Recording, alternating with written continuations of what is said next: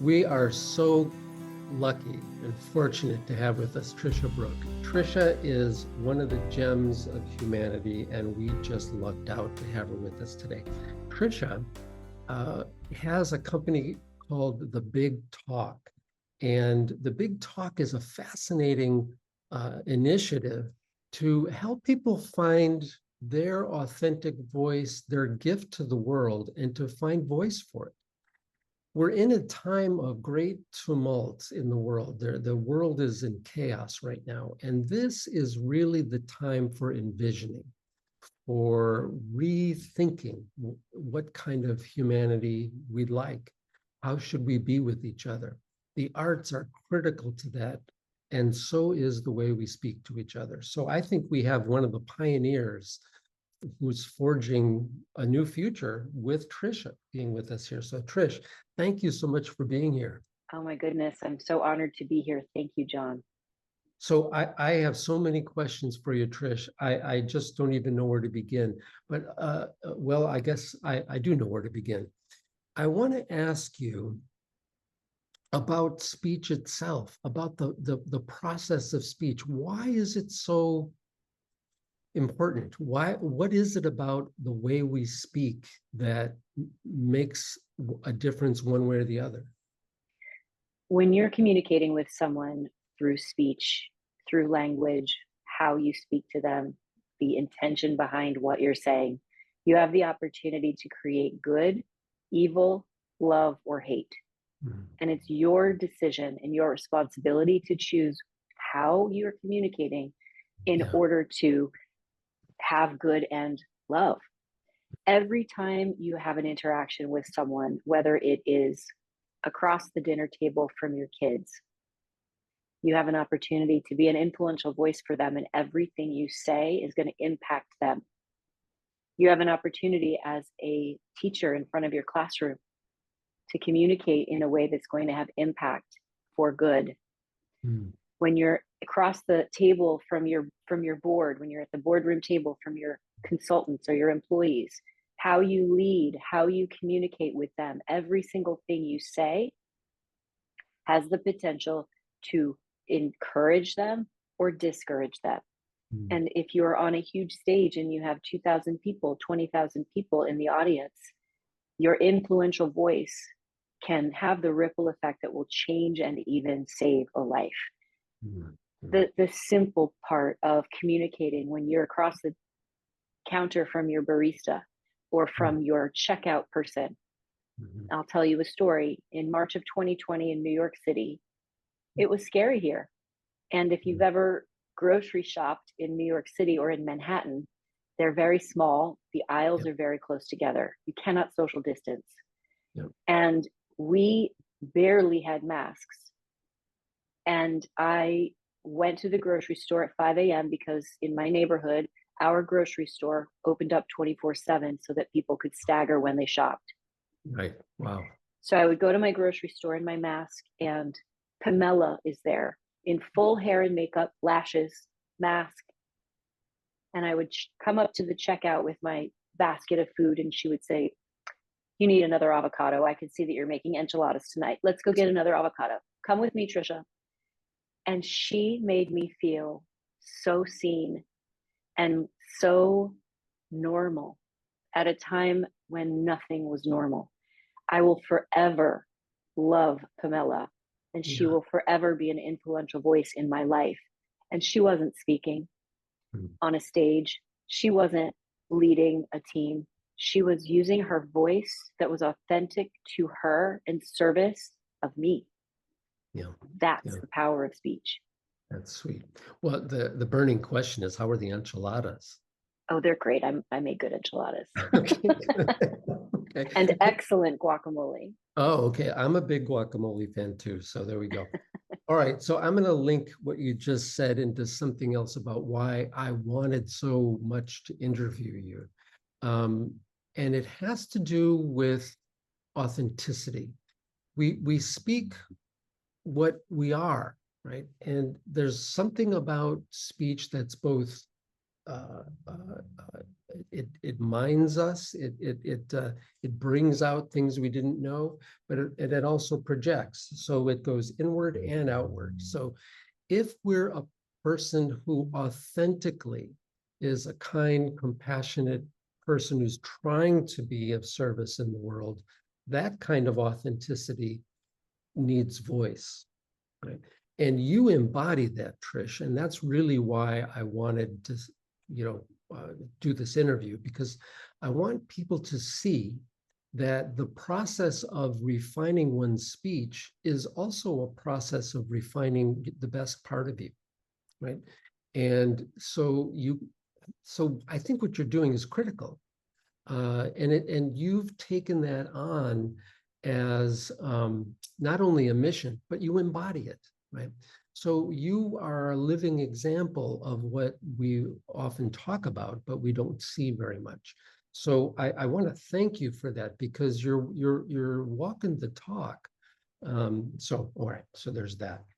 Thank you, John. I fully receive that. I appreciate you.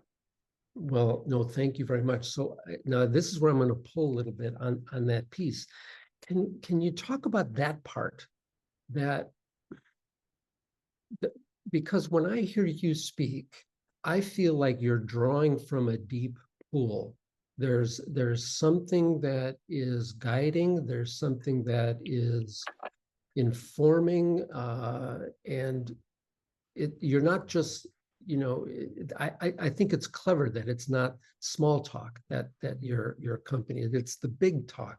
So talk about big, and talk about how you access big. I love that you know that it's not small talk and that it is the big talk. That's absolutely true.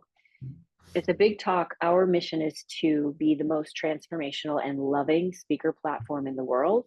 And our vision is to unite humanity through speech. Wow. And so everything we do as a company and everything we do as a team is through that lens. And it goes back to our mission and our vision. Mm-hmm. The word big in relation to big talk means you have the opportunity to change and even save a life. That's why it's the big talk. Yeah. Not because you are big or because you have to be on the world's biggest stage. It's because the power with which you use your voice as an influential voice has a ripple effect that goes beyond what you can imagine. Yeah. And when you are clear on who you are and have done the work to investigate what you care about, who you want to be in the world, what your purpose, what your values are, then you can continually align with that, and your communication and your speech will always be congruent. Yeah. Okay, now the psychiatrist in me hears that loud and clear, and I think it's exquisitely important.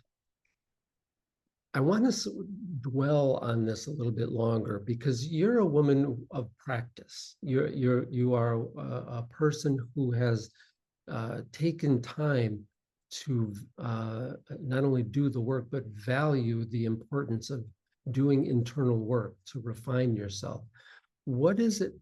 We're talking kind of in general terms about authenticity and changing the world through this kind of authenticity.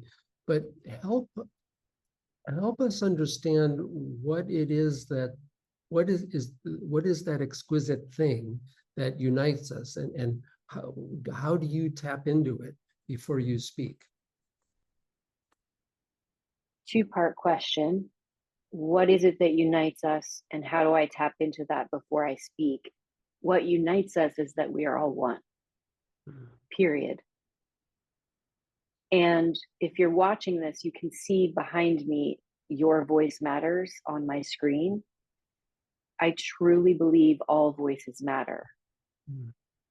Whether we have differing opinions, different political affiliations, different cultures,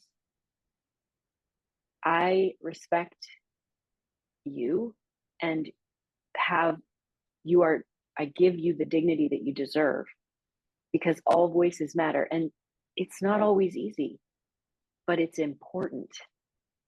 It's the right thing to do. So leading with love and allowing my voice to come from that place of all voices matter Mhm. is how I can communicate in this way that's authentic and effective. Mhm. And that is, I think, what we're missing right now is Yeah. that people don't believe all voices matter. Many people don't believe all voices matter. Yeah. Yeah. And there's a fear that seems to underlie that somehow I will dissolve if there are other voices, or if my construct of the world is challenged in some way. So it's almost like the opposite of authentic speech is dogma. You repeat formulas, and because it reduces complexity, and humans don't like complexities. We like things to be really well defined, otherwise we get nervous. Yeah. So we're going to hang out as a clique and wear the same clothes and play the same music and hate the same people. And yeah, so but that's what I was getting at, Trish, and you helped me understand that better. And I know we're talking about speech, but what I prize so much about you is not only how well you speak, but from whence your speech comes, right? And in you, that's the thing I just want a little more explication on, because this culture doesn't have any clue how to introspect, and it doesn't. We don't know it, so we don't value it, and we don't know how to approach it. So I guess I'm moving into this area more to kind of show people as we continue with the 21st century conversations, and the Athena Project and E Pluribus Unum, the Science of Hope, and the Tree of Life, all these different elements of the Healing the Heart of America, that these aren't just belief systems or slogans or political positions. There's something, there's a destiny for us. There's a calling. There's an inner us that is waiting to be explored. And if we explore it together, it's tremendously uplifting and exciting and humbling and wonderful. And it opens us up to inquiry and inquisitiveness and the joy of discovery. And so we're not afraid to look at difference. We're excited about difference. And when you and I are talking, we kind of assume all that. But for many of us, that's a new way of thinking, right? So do you have anything else to add along those lines then, Trish? I would say, think about what your values are. What are they right now? Have you adopted the values from your parents? Are you still thinking those are your values? Get clear on what your values are, and ours and mine are inclusion, curiosity, dignity, respect, and love. And Can if you I say those again? Can you say those again? absolutely inclusion, dignity, curiosity, humility, respect, and love. Mm. And before I do anything, make any decisions, say anything, I connect myself to those values Mm. so that it is my heartbeat, my North Star. It brings me back to the truth of what I know I want to contribute in the world. Mm. So if you're uncertain as to what your destiny is, and you're not sure on the introspection part right now, you don't have to know all the answers, but you can start by determining what your values are and then allowing yourself to be led by those. So let's tie that into the sort of work you do with the big talk. When someone feels that they've heard you talk, and they've been excited about the vision that you provide, but they're not quite sure how to find their authentic voice, well, how do you advise them? Well, they haven't lost their voice, so they don't need to find it. It's more that they need to honor the Mhm. truth of what they know to honor the truth of what they know is possible for themselves. If they have an inkling, a little whisper of, I want to speak, I want to share my story, and then the limiting beliefs start to come in. Somebody's already told the story, I'm not smart enough, I don't have a book, I don't have a PhD, all the things that happen. Those are actually the lies. The truth is, there's one person out there who is meant to hear from you. And if you don't share your story, you're preventing them from hearing it. And that's a selfish act. Wow. And I'll give you another example. If the listeners, I can pretty much guarantee you don't want to silence other people. If you're listening right now, I can imagine you don't want to silence other people. You don't first move into judgment of other people. You wouldn't keep somebody quiet or keep them from sharing their message. So why would you do that for yourself or to yourself? So essentially, you're violating your own principles by not sharing your story. So that's how we approach somebody coming into the Big Talk Academy or the Big Talk ecosystem is, first of all, you don't need to find your voice. You haven't lost it. You just need to give yourself permission to share your message and to use your voice, because there is one person out there who's meant to hear from you. Right. That's wonderful. So underlying a lot of what you've shared with us is this notion of inquiry and being open to inquiry about yourself and about others, about the world. And there's something about thinking that you know everything that is really sabotaging us, I think. We've lost the sense of wonder for just exploring questions together. Can you talk about that? Well, if you think you know everything, you're not going to be open to what puts itself in front of you. And that's where the wonder and the wonderment come. Nobody knows everything. And if you stay curious as an influential voice, you will actually empower yourself more.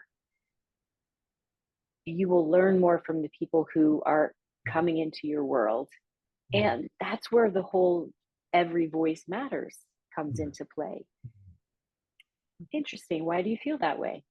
Ask some questions. That's so fascinating. Tell me more. Yeah. I would love to know why you think that. And when Roe v. Wade was overturned in the United States, I called my friend who is Catholic and pro-life. And I said, would you be willing to have a conversation with me? Because I am feeling very hurt right now and very sad for women and choice and autonomy. And we got on a call and I asked her, how do you feel about this? Tell me why you feel this way. And she reciprocated in curiosity. We did not change each other's minds, but we ended the conversation with love, with dignity, humility, curiosity, and respect. What could be better? What could be better? And by the way, it sounds like it was two women talking. It was, yes, it was my girlfriend. Yeah. And I can say this as a man, we really need the voice of women, because men do not, as a rule, know how to engage in conversation like that. Or the I don't mean that in an absolute way, but women are better at it, I think. Can you talk about that a little bit, about the voice of women?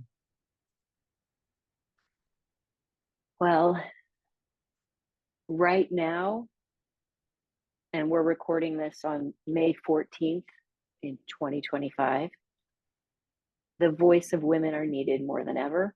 Yeah. We must have the courage to speak out. We must have the courage to speak out together, to support one another's voices, to lift one another up, and collectively speak our truths about equality, about respect, and to not be afraid to say what we feel and know to be true about our own bodies and about our own voices and about our own decisions. And I work with men, women, non-binary individuals, trans individuals. We are an inclusive community. And I am very vocal about that. Therefore, we are a very diverse and global community. People feel safe coming to work with us and to be in community with us. And that is intentional. Again, all voices matter here. And what I'm seeing happen right now is women's voices are being silenced. And we cannot stand by and let that happen.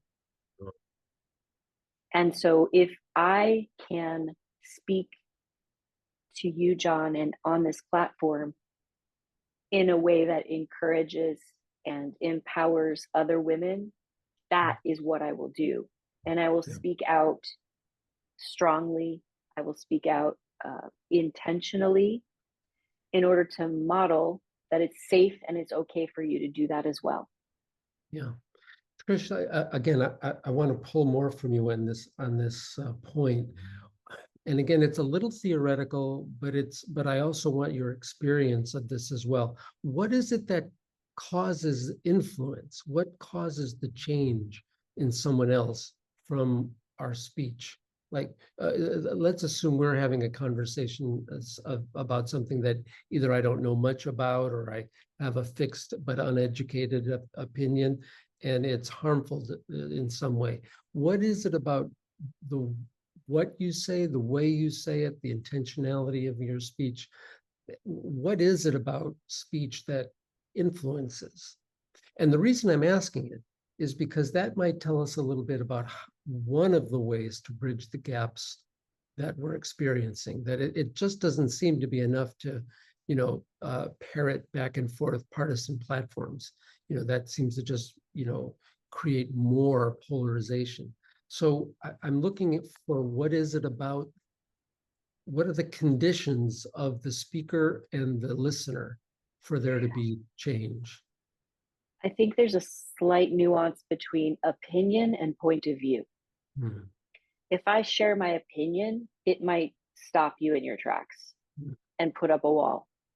If I share my point of view and allow that to be shared through a story of some sort, then you can relate to me as another human being. Even if you don't agree, you're going to relate to my point of view because I shared it with you in a way that is detached from the outcome. If I share my point of view about something and it's wrapped in a beautiful story, and I am not intending on changing you, I am simply intending on giving you this gift, then you have an opportunity to receive this gift and potentially think differently afterwards. Boy, now you're speaking my language. This just is an 8-lane highway into a discussion about the arts. So, Trish, you've got this amazing background. You're a dancer, a choreographer. You've directed. You're like a one-person Kennedy Center. How do you? So, relate this to the arts. How has it informed your work? How can insights from the arts help people in their efforts to use their speech in transformative ways to unite the world? What do you think? When I'm thinking about my role as a director in the studio with actors, whether it's a musical, whether it's a play, my job is to create a safe space so that the actors can play the scene truthfully. That's all we want. We want the actors to play the scene truthfully. And if I impose myself onto them too early by giving them do this, do it like this, walk over here, do this, they cannot do anything except think about the external direction I've given them.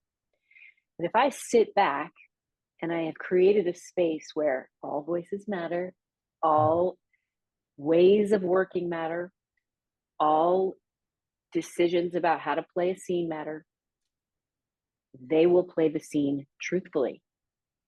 And that is when unity happens, because they're not afraid of making a mistake. They're not afraid of me stopping them in mid tracks and saying, well, that was wrong. It's about allowing for all of it to unfold in real time so that we can get to the truth. And if Yeah. we think about the being in a studio with actors and having them play a scene truthfully, if we think about playing a scene at home truthfully through the technique of objective and action, what do you want from your scene partner? How are you going to get it? If you want your kids to go to bed, that's your objective. As an influential voice, how are you going to play that action in order to get what you want? Well, you could take them to bed. That's an action. You could beg them to go to bed. That's an action. You could pay them to go to bed.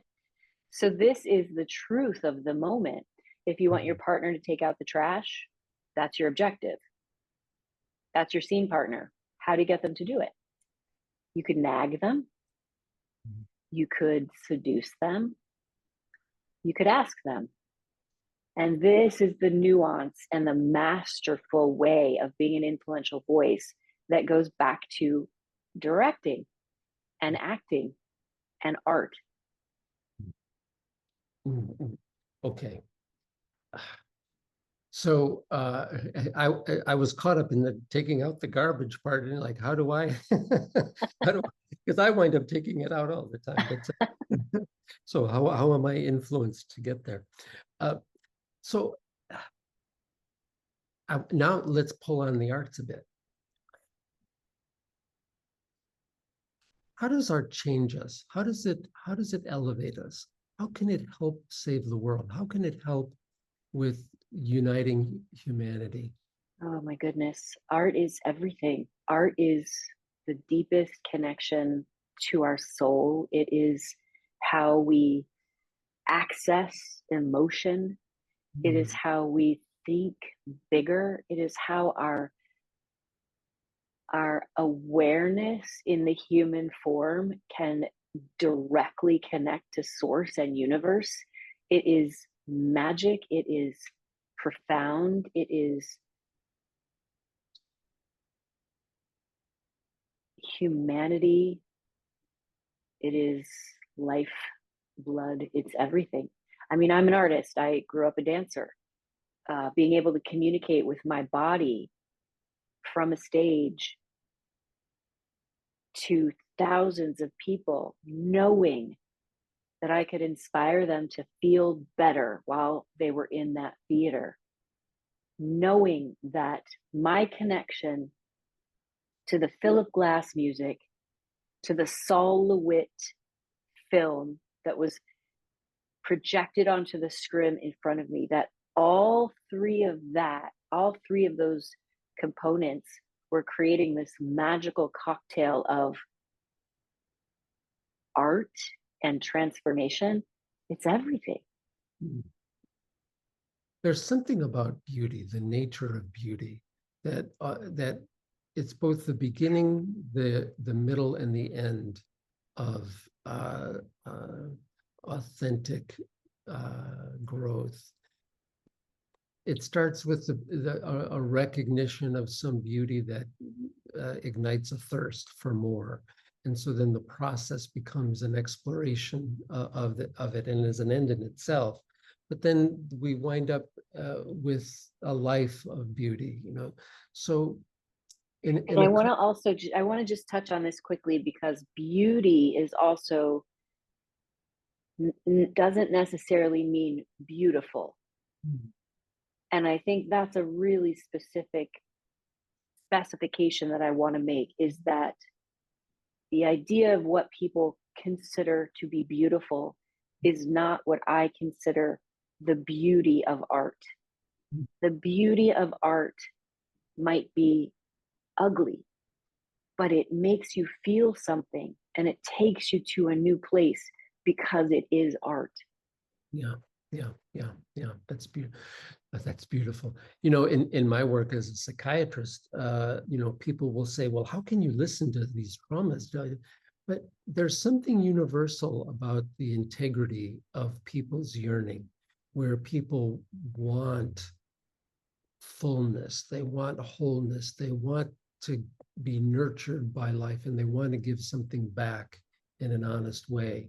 And so people, even in the worst situations, can still yearn for those things. And that, to me, is part of the beauty of human nature. Like you said, it's not that it's beautiful, but the integrity of the yearning is something that I find to be really inspiring. It gives me hope. And it seems to be universal. People who suffer so silently and so quietly and so in such an isolated way, finding that they're actually part of the stream of life, and that they struggle with everyone. It seems it's like the birthplace of compassion, and that is beautiful.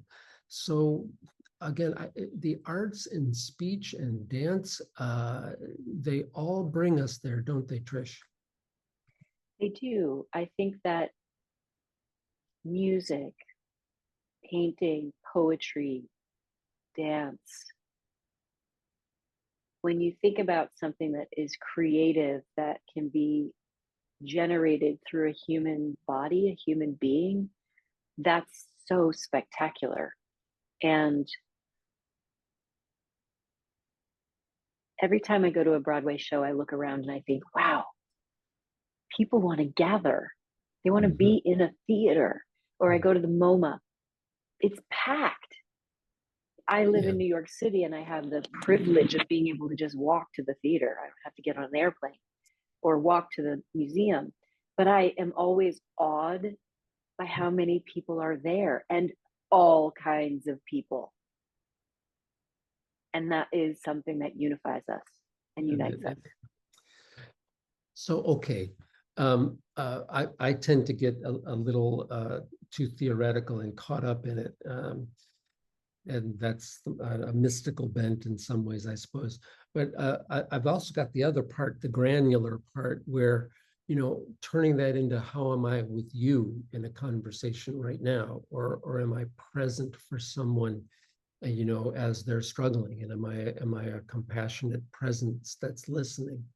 So let's take all that we've said and turn it into, you know, methods, techniques, position, not stances, but attitudes of approach to people who we find ourselves in conflict with at work or in the family or in the community. What would you advise, Trish? How do we like begin the process of healing the way we are and the way we speak with each other? I think, using your word, John, it starts with compassion. If you're struggling with somebody, or somebody's rubbing you the wrong way, instead of making it about you, I can't believe they're doing that. I can't believe they're treating me or others like that. I can't believe it's not about you. I wonder what's going on at home for that person, that they're having such a hard time and they're acting like that. I wonder what's going on with them. I can only imagine the kind of suffering that they're experiencing right now. And that's the first part, is having compassion. And then detachment. Let it go. It's not about you. And if your feathers get ruffled, think for a second, why am I being activated? Why am I being triggered? I was speaking recently in San Francisco, and it was a really amazing event. And I spoke about being an influential voice, and part of the talk was bringing people up to go through the objective and action exercise. And I asked for volunteers, and a couple people came up and sat down, and they did the exercise. It's really fun to see it in real time. And then a couple more people came up, and this one gentleman came up and he had his arms crossed, and he was very closed off. And I'm thinking, that's interesting. He volunteered and yet he doesn't want to participate. So it was my job as a director my objective was to get him to open up. How was I going to get him to do that? That was my job. And I could literally do it in real time in front of the audience without saying I was doing it. And he would not open up. And at the end, he said, you know what? I just have boundaries and I'm not into this. I have some boundaries. And I said, fair, understood. Thank you so much. And he sucked all the air out of the room. It was very uncomfortable for everyone. And the next day, and I thought about it all night. I wonder what was going on with him. I wonder what was going on with him. That was so interesting. And the next day he came up to me immediately in the morning and he said, I just want to apologize. You came on stage and you were so confident that I was triggered. I was jealous. I was so uncomfortable and I couldn't let you in. And what a mistake. And I'm so sorry. Can we be friends? And I said, of course we can be friends. Of course we can be friends. But this goes back to my response could have been, oh, go sit down. You're not doing what I want. But it wasn't, because it wasn't about me. I kept thinking, I wonder what's going on that he's so closed off and how can I support him? And supporting him in that moment was allowing him to stay closed off. Right. Without judgment. With love. With real love. And you can't fake that. And so there's something about that space that you created and his spider sense that felt the love that allowed him to examine what was going on with himself. That's fantastic.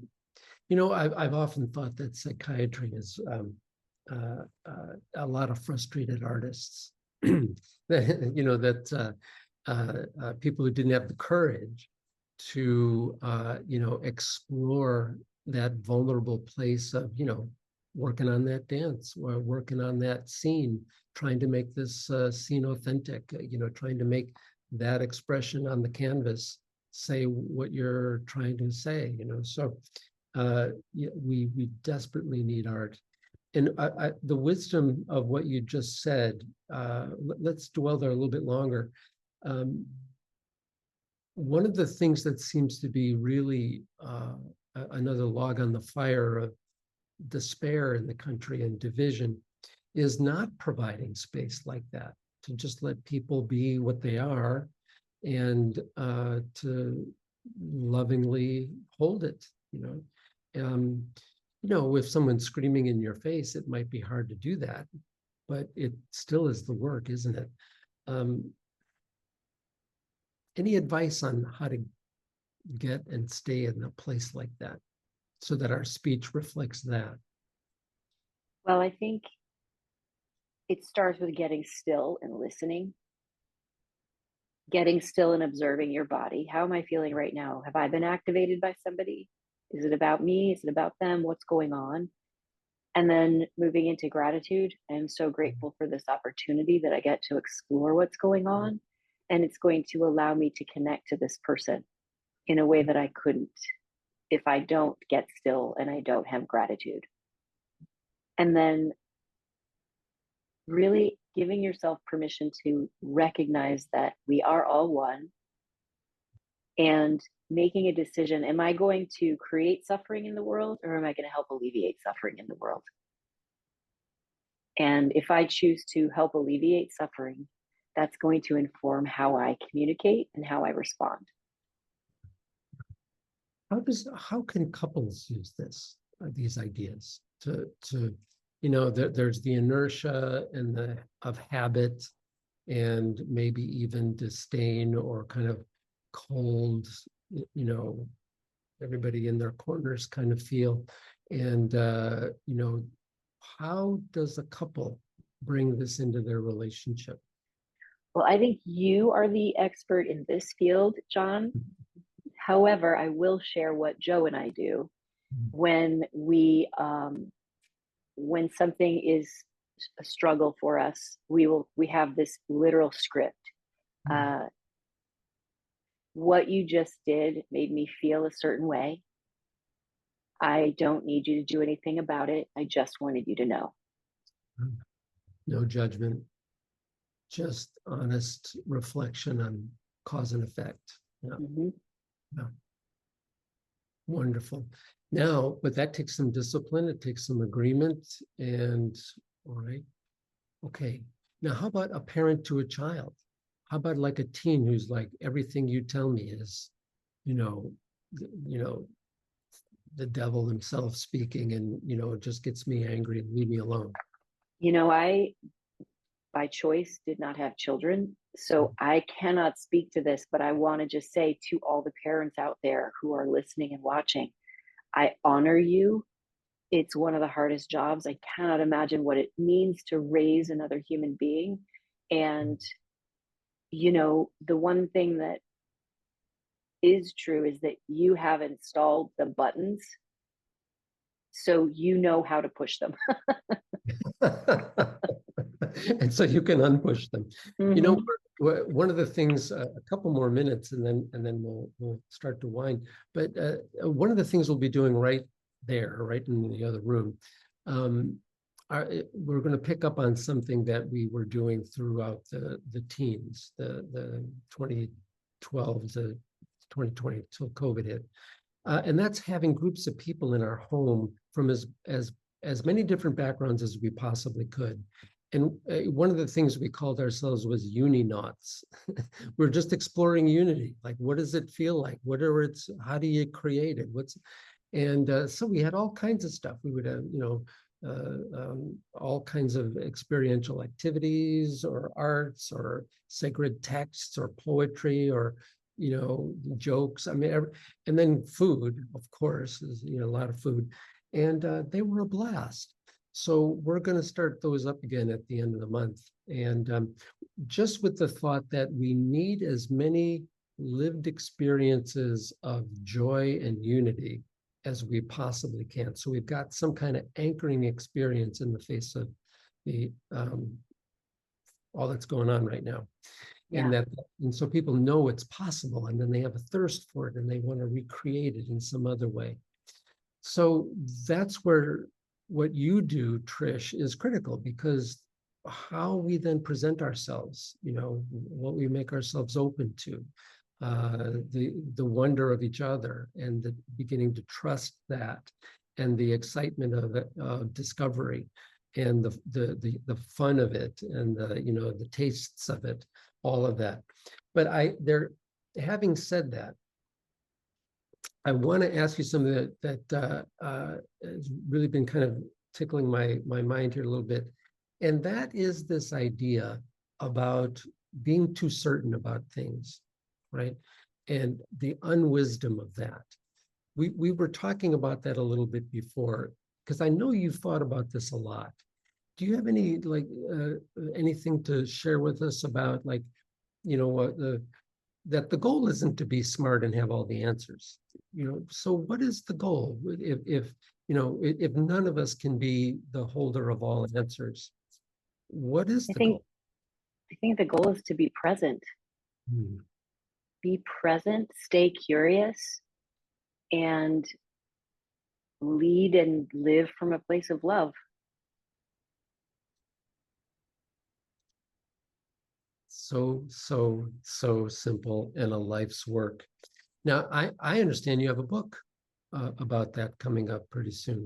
Can you tell us about that? The book is coming out in October, and it is called Being Smart is Stupid: Why Embracing the Wisdom of Your Buddha Nature is the Secret to Great Leadership. And I'm super excited about this new book. How much of what we've been talking about is reflected in the book? I think it's a combination of the influential voice, it's a combination of leadership, it's a combination of understanding that everyone has a Buddha nature. And it means getting still, embodying gratitude, practicing impermanence, letting go, discerning, liberating yourself from fear. Um, of course, recognizing oneness and trying to alleviate suffering. So I think we touched on all of it. We touched on all those things. Well, Tricia, I can't even begin to thank you. I want to publicly hold you to something, though. that I think we just scratched the surface.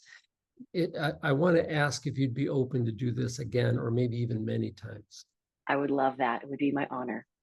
Okay, well, okay, that's lovely. Thank you so much.